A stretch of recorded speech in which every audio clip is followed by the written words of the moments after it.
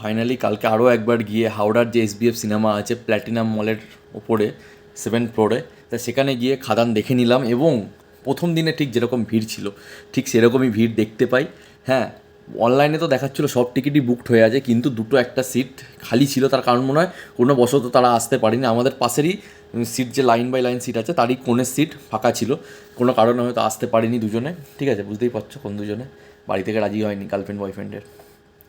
এটা থেকেই বোঝা যাচ্ছে যে খাদানের কীরকম ক্রেজ তার 5 নম্বর সপ্তাহতেও এসে।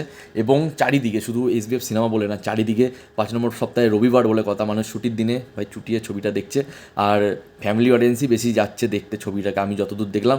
আর বেশিরভাগই নতুন অডিয়েন্স ভাই, নতুন অডিয়েন্স। কারণ অনেকেরই মুখে শুনলাম ভালো করেছে, অনেকের আবার এটা বলছে এটা হলে ভালো হতো, ওটা হলে ভালো হতো। অনেকে আবার দেবের ডায়লগটা বলছে, ফ্যামিলির অডিয়েন্সরা বলছে, ঠিক আছে, যে ফ্যামিলি নিয়ে ব্যস্ত আছি বলে কী ভাবেছিস, অ্যাকসেন্টটা ভুলে গেছি, এটা তো দেব বলেছিল। তাই এটাই করে দেখিয়েছে, অ্যাকশনটা করে দেখিয়েছে। তা আমরা এরকমও সিনেমা দেখতে চাই, তারা নিজেরা বলছে ভাই। তা যাই হোক না কেন, দেখে খুব মজা লাগলো, আনন্দ লাগলো যে 5 নম্বর সপ্তাহে এসে এত ক্রেজ আছে। তোমাদের কি মতামত এই নিয়ে নিচে কমেন্ট করে অবশ্যই বলবে।